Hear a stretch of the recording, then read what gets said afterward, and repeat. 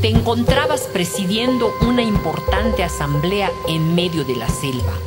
Se te veía gesticular exageradamente con manos y cara, mientras discutías con miembros del consejo la manera de parar una creciente ola de anarquía y de robos efectuados por otros animales.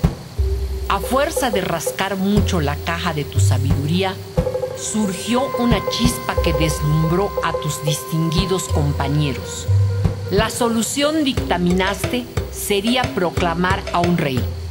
El venado y la lechuza te preguntaron entonces cuáles serían los criterios para escoger monarca, a lo cual tú contestaste que lo indicado era haciendo un concurso de inteligencia. Por supuesto, en ello ganarías. No en vano te conocían como el venerable Baatz.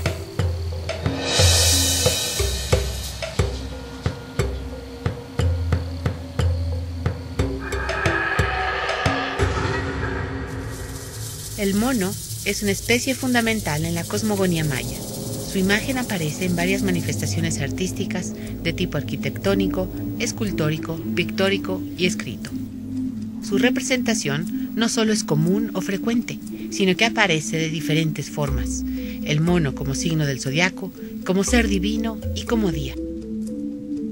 Es también parte importante de la gran diversidad biológica del ecosistema selvático del sur de México, donde podemos encontrar 3 especies de primates: monos aulladores o zaraguatos y el mono araña. Naturales de las Américas, prefieren las selvas lluviosas de tierras bajas. Pueden ubicarse en los bosques tropicales y selvas altas de Veracruz, en los manglares de Chiapas, en las zonas de selva baja y en los petenes de Yucatán. Los aulladores se alimentan de hojas, frutos y flores de árboles de diferentes especies. Por lo general, suelen ser selectivos y diariamente recorren distancias variables en su búsqueda por la comida.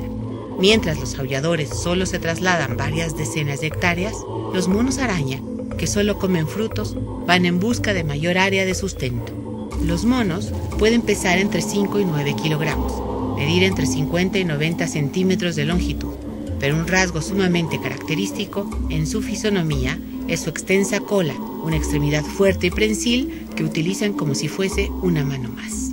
Los nacidos bajo la protección del mono, entre el 11 de enero y el 7 de febrero, son hábiles con sus manos y juguetones. Además, poseen gran destreza intelectual. Tienen una memoria extraordinaria, casi fotográfica. Por sus grandes capacidades mentales, deben cuidarse de no copiar la información, ya que es tan vasta que su reto es desarrollar originalidad, ya que a veces pueden percibirse como sábelotodos.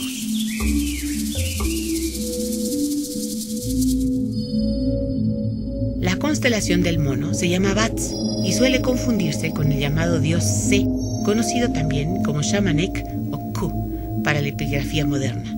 Este animal también es la efigie del día Chuen, que se refiere específicamente al mono del tipo araña. Además, aparece su efigie en el glifo G1, perteneciente a los Bolonticú o señores de la noche. Por su capacidad de aprendizaje, los del signo suelen ser personas ritualistas, conservadores, muy tenaces, que buscan en la historia, gustan de los objetos antiguos y a la vez de las cosas complejas tecnológicamente. Los mayas admiraban del mono su destreza manual y agilidad física, y ellos mismos buscaron especializarse en su trabajo. Si ustedes observan cualquier edificio de Uxmal, el tipo de piedras que se emplea en el muro fueron diseñados expresamente para que vayan en el muro. No pueden ir en las bóvedas, no pueden ir en las fachadas, allá tienen que estar. Las molduras medias, las cornisas, las piedras de bóveda tienen una espiga más larga que nosotros le llamamos bota, porque tienen la forma de una bota, que esta espiga se introduce en el núcleo para formar un contrapeso, para mantener la inclinación de las bóvedas. Esas piedras tienen un corte muy especial. Las ménsulas, que son como las niveladoras de la bóveda, tienen un corte especial, y la tapa de las bóvedas tienen un corte especial, el arranque de las bóvedas tienen un corte especial. Entonces, cada uno de los elementos arquitectónicos que conforman un edificio maya tiene un corte especial, y eso fue lo que estableció la producción en serie. Empezaron a producirse en serie todos los elementos arquitectónicos. Las columnas, las piedras de bota, incluso hemos encontrado aquí en Uxmal piedras con sellos de araña, con sellos como de garrapatas, como señalando que la familia Pech, que es un apellido, generó o tenía la especialidad de producir cierto tipo de piedras para la arquitectura, ¿no? Los arahuatos emiten fuertes aullidos gracias a una cápsula huesuda situada bajo la lengua que inflan a modo de vesícula. Es posible escuchar su bramido estando a 4 kilómetros de distancia. Como animales emblemáticos, eran considerados en tiempos clásicos de mucho prestigio. Son los machos de las tropas quienes emiten los aullidos de los cuales se deriva su nombre común. Además, este comportamiento vocal también funciona como un mecanismo de espaciamiento entre manadas, evitando así enfrentamientos directos. En el caso de los arahuatos, el aullido conjunto de grandes grupos semeja el silbido del viento, uno mucho más poderoso y sostenido. Los nativos del signo mono son igualmente gritones o de voz fuerte. Lo propio es que se den cuenta que su voz será escuchada hasta muy lejos, por lo que deberán hacerse responsables de lo que dicen, ya que será público por más secreto que lo guarden. Las cualidades que el mono araña aporta a los nacidos en este periodo son enfatizadas en el día Chuen, que además de mostrarlos como sabios y artesanos, les da inocencia, espontaneidad y habilidad para jugar. Acostumbran no tomarse las cosas en serio. Les gusta reír y hacer bromas. En su ambiente natural, los monos suelen estar en grupos de 3 a 7 individuos, integrados por un solo macho o por varios. Como es bien sabido, pasan largos ratos abrazados y acicalándose unos a otros. En consecuencia, los nacidos en este tiempo disfrutan cuando los miman sin llegar a ser sumisos. Les gustan mucho las caricias, tener a su pareja cerca y son capaces de hacer sacrificios por la persona amada. Como padres, pueden ser grandes protectores de sus hijos. Sin embargo, el reto para sostener sus relaciones será superar la falta de inspiración y su alto grado de irritabilidad. Al principio, se habló de la presencia iconográfica del primate en la arquitectura de la civilización maya. El primer ejemplo está en el Chichén Itzá Viejo, en la llamada Galería de los Monos, donde se observa un friso con relieves de 2 tipos de representaciones alternadas, de señores sobre una banda celeste y tallos que terminan en cabezas de serpientes. En otro relieve aparecen 3 hombres con cabeza de pájaro, de pico muy largo. Estos maltratan a unos monos que bailan frente a ellos, cuadro reminiscente de la escena del Popol Vuh, cuando los héroes Ixbalamque y Hunahpu hacen bailar a sus hermanos, convertidos por ellos en simios, para castigarlos del maltrato recibido con anterioridad. La imagen tiene más de una interpretación. También está la posibilidad de que muestre parte de la banda zodiacal, que va desde la constelación del mono a la del halcón, ambas extendidas ante su fachada durante la noche. Existe una relación estelar en toda la plaza de esta sección de Chichén Itzá, ya que durante el verano al amanecer surge la constelación de la tortuga y en ese momento se oculta la constelación del mono.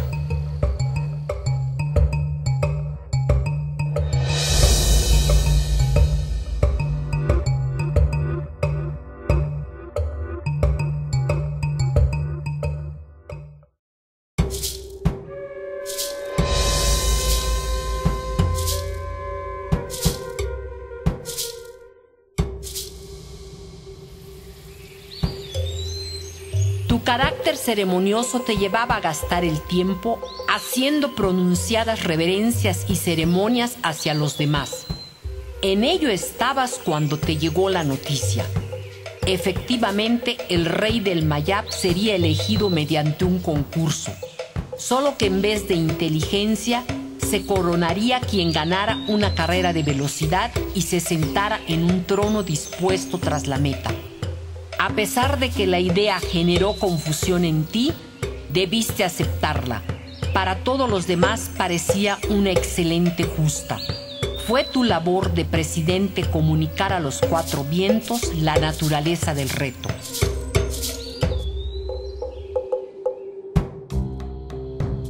Para esta civilización, los monos están identificados como escribas y pueden estar relacionados como los hermanos de los héroes gemelos del Popol Vuh, que fueron transformados en monos.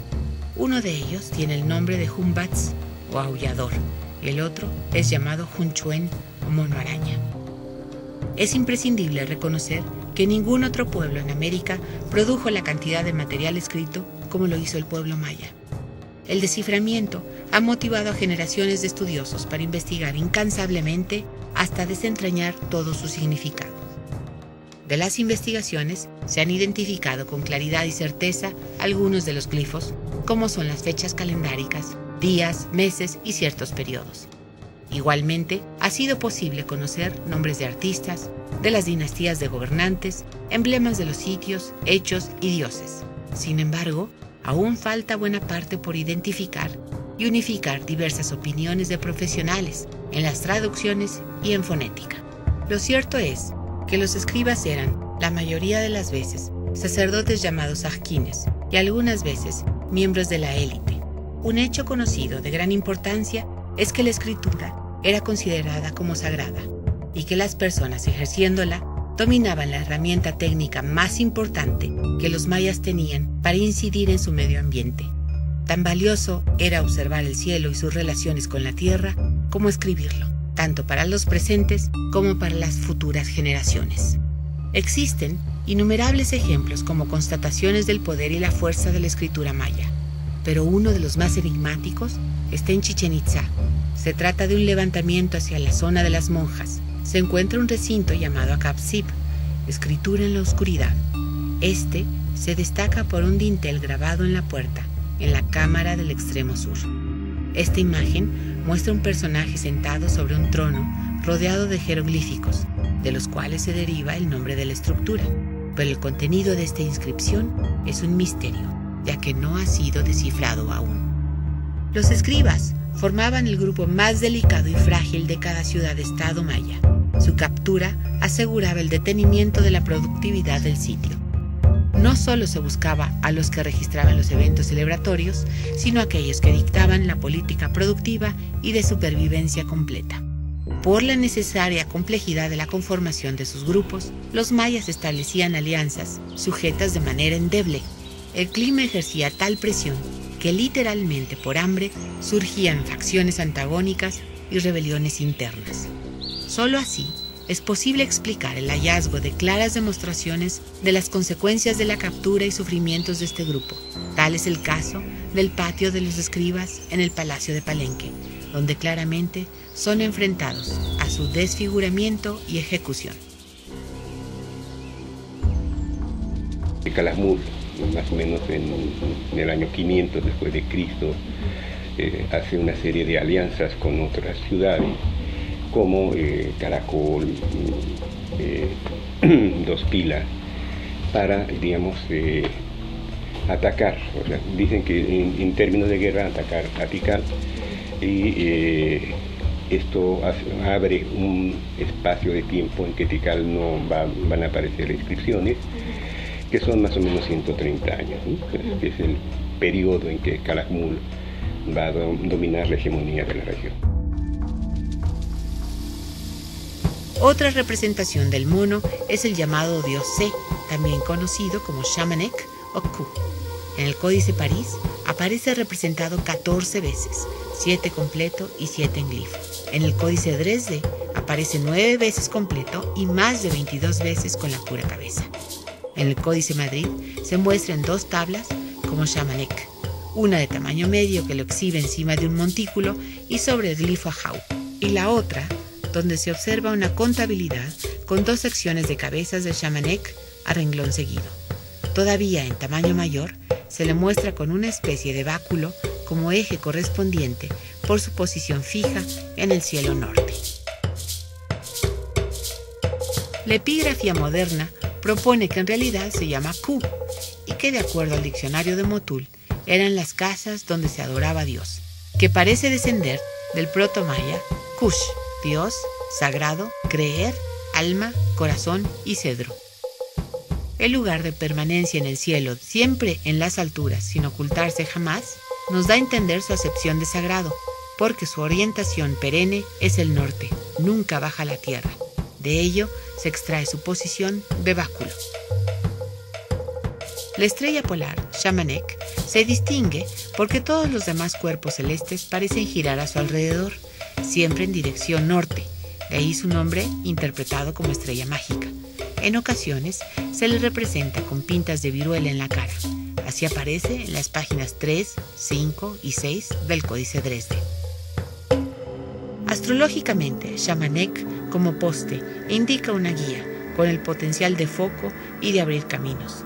Encontramos en ella la idea de misión. Para los mayas, representa el que lleva la tarea de abrir la conciencia de otras realidades y posibilidades, en especial sagradas a todos los demás.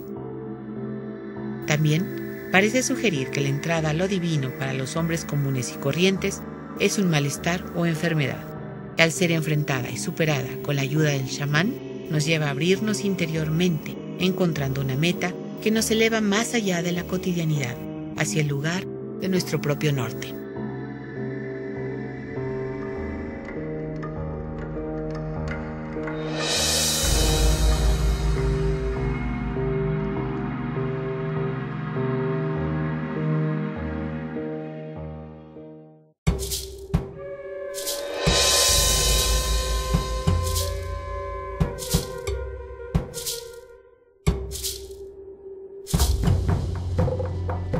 La importancia de Shamanek, la estrella polar, quedó plasmada junto con su energía guía en aquellos levantamientos orientados hacia el norte. De corte más angosto en sus fachadas, los demás templos constituían un solo foco, un eje directo a la estrella polar, conteniendo además, en la mayoría de las ocasiones, una elevación con apertura, ya fuera de ventana o de piso, como marco preciso hacia la estrella. El caso más evidente se encuentra en Becán, sitio arqueológico maya ubicado en el estado de Campeche. Dicho enclave se caracteriza por estar rodeado de un foso. En esta zona se encuentra al norte la estructura 2, que posee una amplia escalinata central. Esta permite el acceso a un patio superior, y es precisamente desde la cima donde se encuentran varias habitaciones orientadas con toda exactitud hacia el norte verdadero, específicamente la estrella Polaris.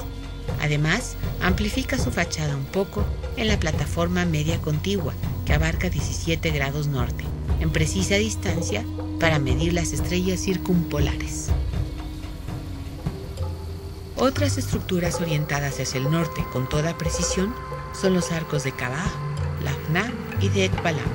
Todos se encuentran sobre el eje norte-sur, como si al dar entrada a la ciudad apuntaran en una dirección fija, una guía hacia lo sagrado, tal y como propone la epigrafía moderna. El arco de Kabah se encuentra cerca del centro de la ciudad. Marca el comienzo final de la calzada Osak B que une Kabah con Ojpat y con Uxmal.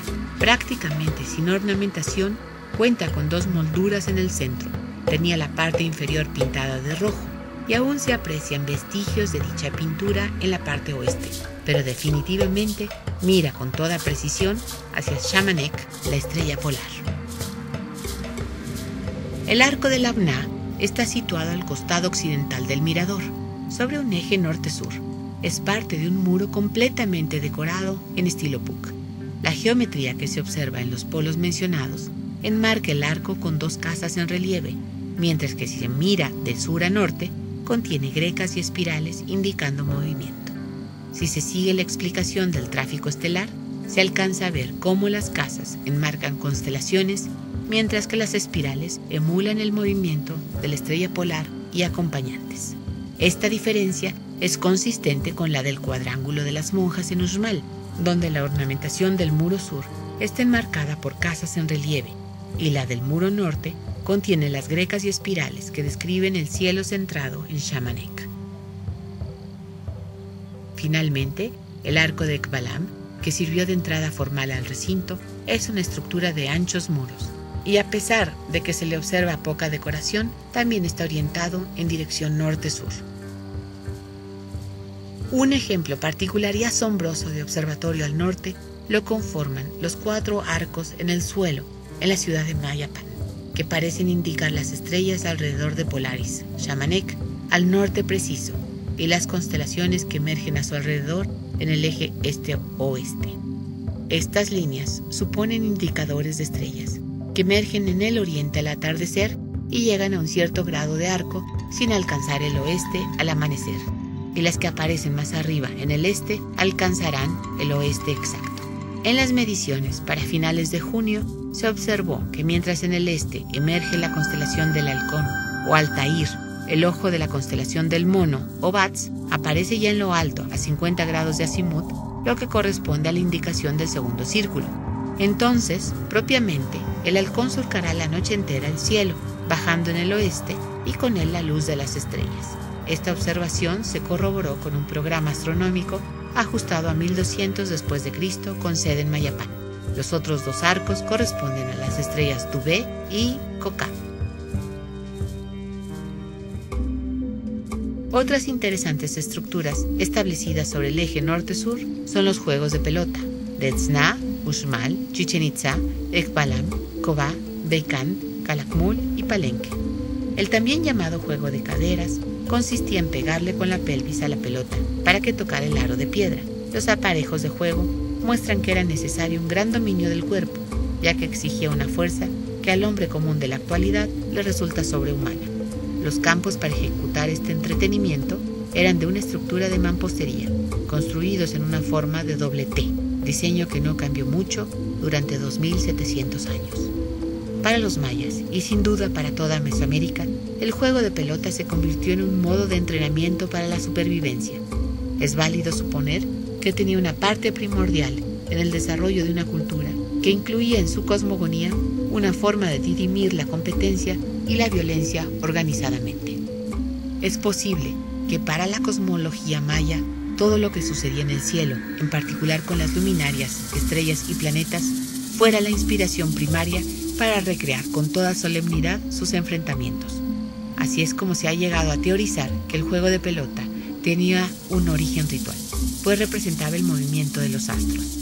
La creación del campo en forma de T se extendía sobre el eje norte-sur en su parte más larga, y como en perfecto símil con el cielo, habría dos paredes ampliadas sobre el este y el oeste, que es donde se establece la mayor movilidad del Sol y de sus acompañantes. La motivación de este juego es el deseo de entender y asimilar las fuerzas que compiten en el cosmos, aquello que los lleva a sobrepasar sus límites por necesidad de supervivencia. De ahí la seriedad del proceso. La vida de todos estaba puesta en el desenvolvimiento no solo el de la cancha, sino en el del cielo mismo. La victoria o derrota se instalan en el ámbito de lo ritual, donde las alternativas no son otras que la vida o la muerte. El juego simbolizaba el enfrentamiento entre la luz y la oscuridad, la fertilidad y la esterilidad, el bien y el mal, la propia vida y muerte. Jugar era participar en el ciclo de la vida, no había manera de abstraerse. Finalmente, tal como Polar y Xamanec conforman un ancla en el cielo, de la misma manera y como espejo, encontramos a la ceiba como eje de la tierra. Así está representado en el Códice Madrid. En el árbol sagrado de los mayas se anclan siempre tres direcciones como las tres primeras ramas de su tronco. La cuarta raíz permanece amarrada a la tierra. Es en este códice donde encontramos a Xamanec en la punta de una ceiba, tal y como los monos se colocan a observar su entorno desde una posición fija y estable para organizar su mundo. La estrella polar controla el firmamento. Así es que la separación o alejamiento de un cuerpo a este punto daba orientación y orden. Por todo esto, Bats, el mono, y Xamanec, la estrella polar, sostienen el espacio y el tiempo.